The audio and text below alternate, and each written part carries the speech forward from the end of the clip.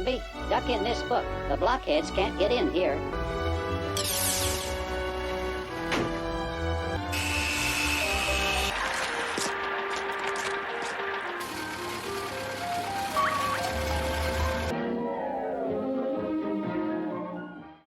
Produced in various forms from 1955 to 1969, with later revivals in the 1980s and 1990s, Gumby quietly became one of television's strangest successes.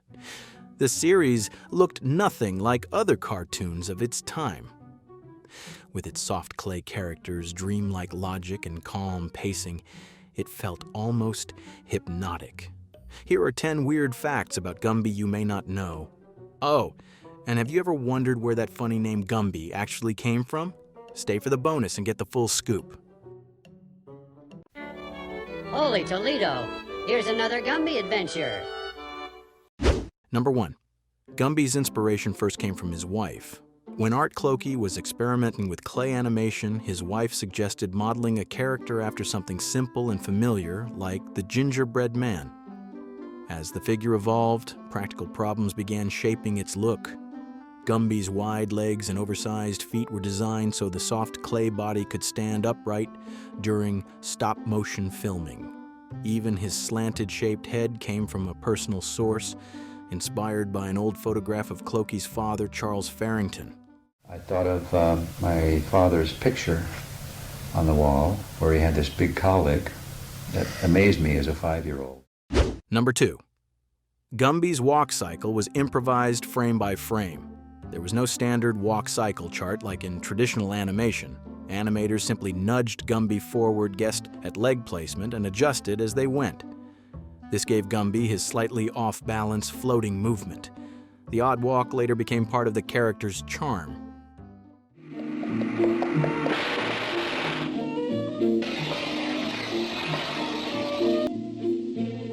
You taste pretty good, Gumby. Stop it, Pokey. It tickles.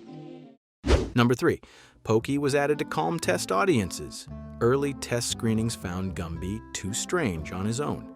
Pokey was added as a grounded, anxious companion to balance Gumby's surreal calm. Producers noticed kids paid more attention when Gumby talked to someone else. Pokey's cautious personality was deliberately written to anchor the stories. What's your name? Pokey. What a funny name! Number 4. By the early 1980s, Gumby had largely faded from public view. That changed when a screening of the original shorts caught the attention of a writer at Saturday Night Live, leading to the first Gumby sketch starring Eddie Murphy just weeks later. The sketches became an instant hit and reintroduced Gumby to a new generation. Their popularity allowed Art Clokey to sell a pilot for a new series, resulting in Gumby Adventures premiering in 1987.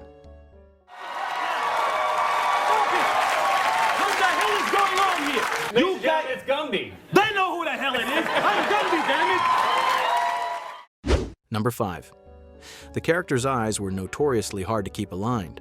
In early designs, Gumby's eyes were simple white clay discs with red beads pressed into his face. Between frames, gravity and handling caused them to drift. Animators constantly had to recenter them with toothpicks.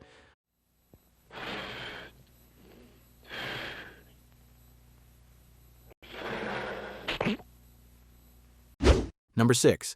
Episodes were produced painfully slowly. A single minute of finished footage could take days to animate. Animators averaged only 5 to 10 seconds of usable footage per day. Any mistake meant starting that shot over completely. But artists used tricks like double framing, which meant filming 12 movements in 24 frames and shooting in reverse to speed up production. Hocus, disappear! Hey, not me!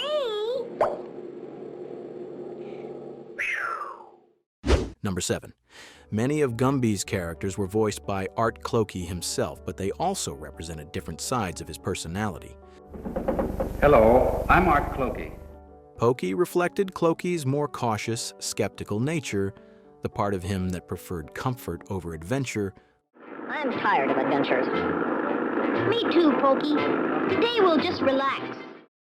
while Prickle embodied his analytical, logical side. Gumby, by contrast, was who Clokey aspired to be. Pokey, I want to go out for an adventure. Optimistic, principled, and guided by a deep belief that character itself was a form of power. Even the blockheads expressed something personal, representing his playful, troublesome impulses.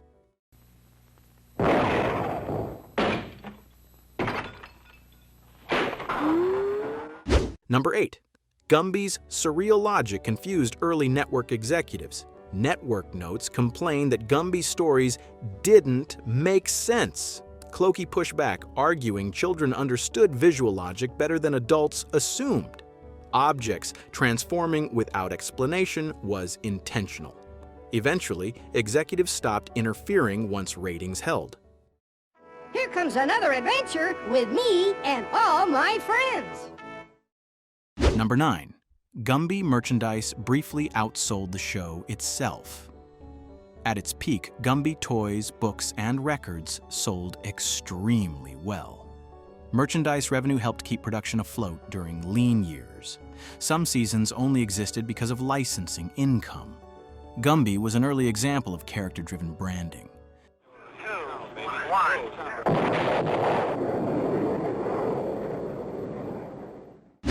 Number 10. Gumby avoided traditional cartoon violence on purpose. Clokey strongly opposed slapstick cruelty common in mid-century cartoons. There were no anvils, explosions, or characters getting killed for laughs. Conflicts were usually resolved through cooperation or curiosity.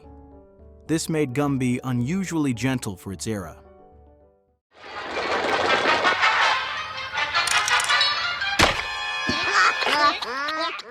Now for a bonus, Art Clokey's connection to clay began long before animation, on his grandfather's small farm outside Detroit. As a child, he played in the wet soil, shaping mud pies from the thick clay left behind after rainstorms. Clokey later recalled hearing adults complain they'd gotten stuck in the gumbo, a local word for the heavy, sticky clay soil. Years later, from that word, gumbo, the name Gumby naturally emerged. We'd go from Detroit to the farm every summer for 3 months. And when it would rain, my father would come in and say he got stuck in the gumbo.